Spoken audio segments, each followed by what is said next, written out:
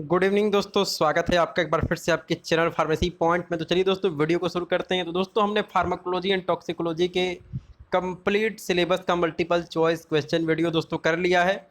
लेकिन दोस्तों हम फिर से डेली दोस्तों हम कुछ मल्टीपल चॉइस क्वेश्चन वीडियो दोस्तों करते रहेंगे, जिससे हमारी प्रैक्टिस बनी रहे दोस्तों और हमारी पढ़ाई भी होती रहे। तो चलिए दोस्तों इस वीडियो को प्ले कर लेते हैं। उससे पहले आप इस वीडियो को लाइक कर दें।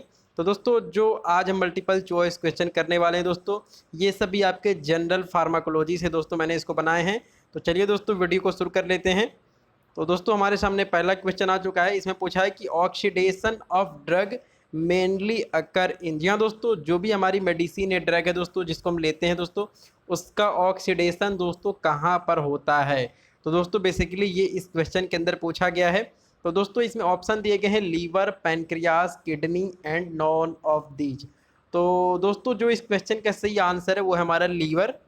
दोस्तों लीवर के अंदर हमारा ऑक्सीडेशन होता है किसी भी ड्रग का। तो दोस्तों इसमें लिखा है मेनली अकर इन। जी हाँ दोस्तों, मेनली ऑक्सीडेशन कहाँ होता है किसी भी ड्रग का, तो दोस्तों वो होता है लीवर में। तो चलिए इसके बाद हम सेकेंड क्वेश्चन दोस्तों करते हैं। और यहाँ पूछा गया है कि क्लोरेमफेनिकॉल इज मेटाबोलाइज्ड बाय। जी हाँ दोस्तों, जो हमारी क्लोरेमफेनिकॉल जो है दोस्तों, ये कैसे मेटाबोलाइज होती है। इसमें दिया है ऑक्सीडेशन, इसके अलावा रिडक्शन, इसमें दिया है हाइड्रोलिसिस। तो दोस्तों जो भी हमारा क्लोरेमफेनिकॉल है दोस्तों, ये हमारा रिडक्शन मेथड के द्वारा दोस्तों मेटाबोलाइज होता है। तो दोस्तों ऑक्सीडेशन, रिडक्शन, हाइड्रोलिसिस दोस्तों ये सभी मेटाबॉलिज्म के प्रोसेस हैं। जो भी दोस्तों ड्रग्स होती हैं उनका मेटाबॉलिज्म ऑक्सीडेशन, रिडक्शन या फिर हाइड्रोलिसिस, ये दोस्तों तीन प्रोसेस से हो सकता है।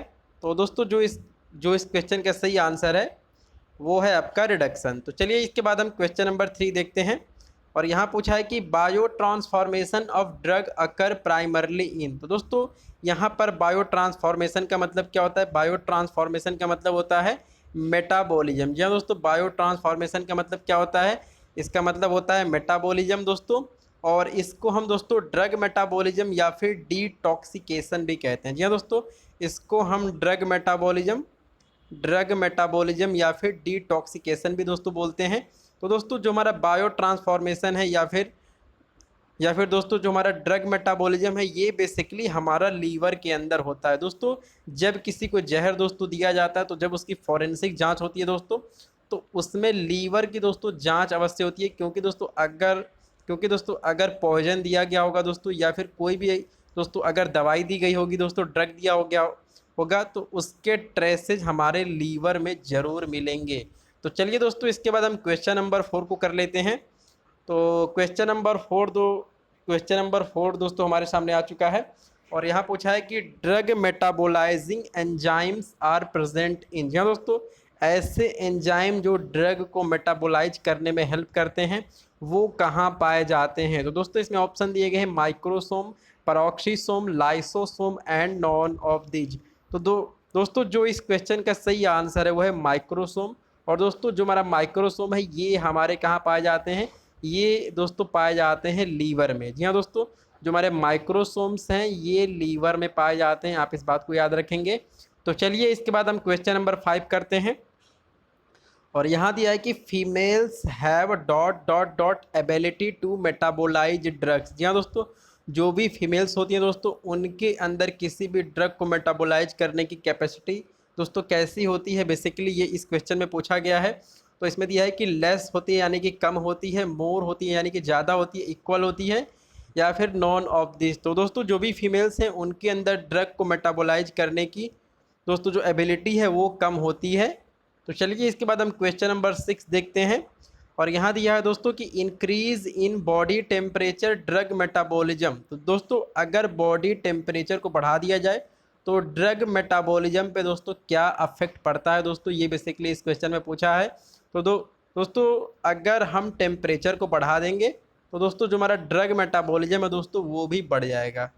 तो दोस्तों जो इस क्वेश्चन का सही आंसर है वो है इंक्रीज। क्या दोस्तों, अगर हम बॉडी टेम्परेचर को बढ़ा देंगे तो हमारा ड्रग मेटाबॉलिज्म की दोस्तों जो रेट है वो भी बढ़ जाएगी। तो चलिए इसके बाद हम क्वेश्चन नंबर 7 देखते हैं।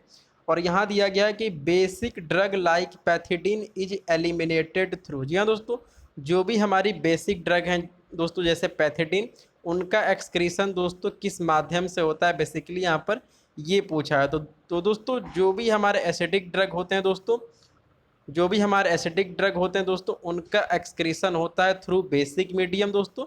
और जो हमारी बेसिक ड्रग है दोस्तों, उनका एक्सक्रीशन होता है थ्रू एसिडिक मीडियम। तो दोस्तों इसमें ऑप्शन दिए गए हैं urine, milk, saliva and bile. तो दोस्तों जो भी हमारे बेसिक ड्रग हैं जैसे पैथिडीन, इनका एक्सक्रीशन होता है दोस्तों थ्रू मिल्क दोस्तों इनका एक्सक्रीशन होता है, क्योंकि जो हमारा मिल्क है ये एसिडिक होता है। तो चलिए दोस्तों इसके बाद हम क्वेश्चन नंबर 8 करते हैं, और यहाँ पे दिया है कि एसेंशियल ड्रग इज। तो दोस्तों एसेंशियल ड्रग क्या होती है, ये बेसिकली यहाँ पर पूछा है।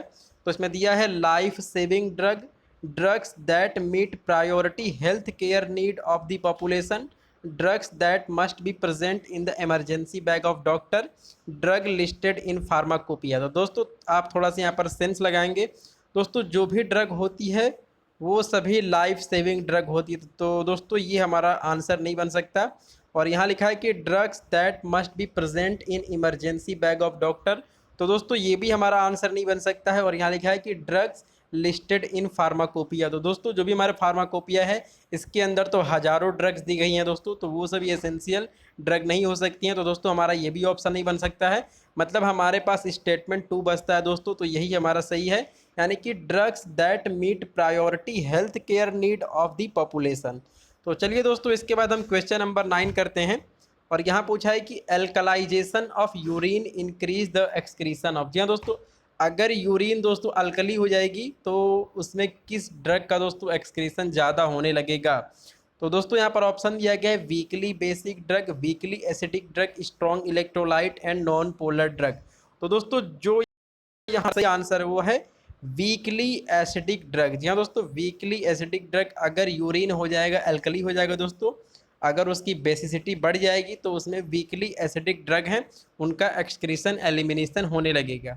तो चलिए इसके बाद हम क्वेश्चन नंबर 10 देखते हैं, और यहाँ पूछा गया है कि majority of drug cross biological membrane primarily by. जी हाँ दोस्तों, जो भी हमारी ड्रग्स हैं दोस्तों, जो भी हमारे ड्रग्स हैं दोस्तों, इनका ट्रांसफ़र होता है दोस्तों, तो वो किस प्रोसेस के द्वारा होता है। तो इसमें दिया गया है passive diffusion, facilitated diffusion, active transport and पिनोसाइटोटिस।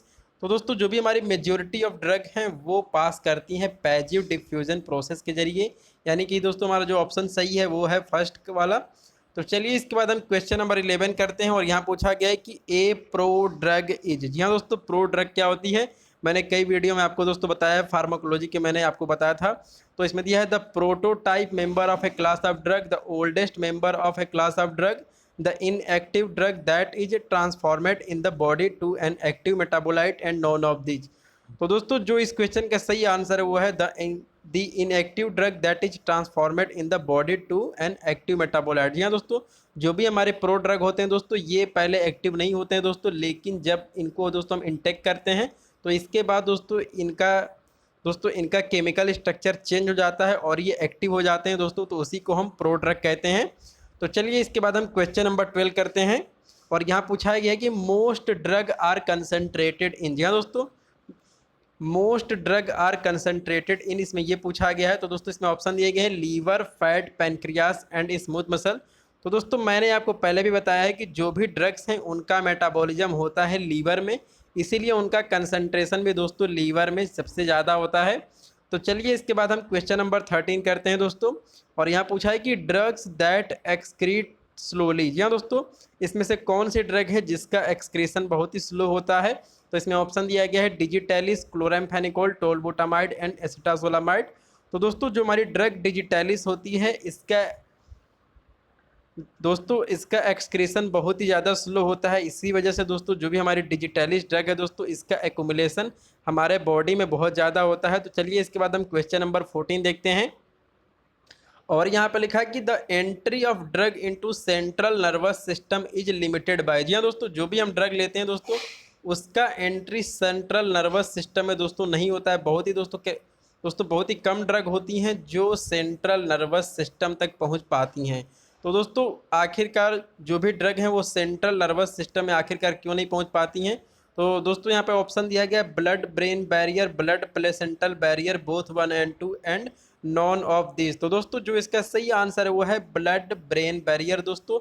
इसको हम ट्रिपल बी भी कहते हैं दोस्तों। तो ये एक दोस्तों जो हमारा ब्लड ब्रेन बैरियर है दोस्तों, ये बेसिकली एक हाइपोथेटिकल दोस्तों बैरियर होता है। ऐसा कोई बैरियर दोस्तों होता नहीं है, लेकिन इसको माना गया है कि ये एक बैरियर होता है दोस्तों, और इसकी वजह से हम इसको हाइपोथेटिकल बैरियर भी कहते हैं। तो चलिए दोस्तों, इसके बाद हम एक और क्वेश्चन देख लेते हैं। और यहाँ पर क्वेश्चन नंबर 15 आ चुका है, और इसमें पूछा है कि drug passed to blood brain barrier. जी हाँ दोस्तों, जो ड्रग ब्लड ब्रेन बैरियर को पास कर लेती हैं दोस्तों, वही हमारे सेंट्रल नर्वस सिस्टम में पहुंच पाती हैं। तो दोस्तों किस तरह की ये ड्रग होती हैं, तो यहाँ पे दिया है lipid soluble, ionised fat soluble and water soluble. तो दोस्तों जो इस क्वेश्चन का सही आंसर है वो है लिपिड सॉल्युबल। जी हाँ दोस्तों, लिपिड सॉल्युबल और दोस्तों नॉन आयोनाइज्ड ड्रग। जी हाँ दोस्तों, लिपिड सॉल्युबल और नॉन आयोनाइज्ड ड्रग जो दोस्तों हैं, वही केवल ब्लड ब्रेन बैरियर को क्रॉस कर पाती हैं और सेंट्रल नर्वस सिस्टम में पहुंच पाती हैं। तो दोस्तों आपको ये वीडियो कैसी लगी, आप इस वीडियो को लाइक करें, शेयर करें, साथ में चैनल को सब्सक्राइब करें, बेल नोटिफिकेशन को ऑन करें, जिससे आने वाली सभी अपडेट्स आपको तुरंत मिल सके। तो दोस्तों आपका ये वीडियो देखने के लिए एक बार फिर से धन्यवाद। जय हिंद।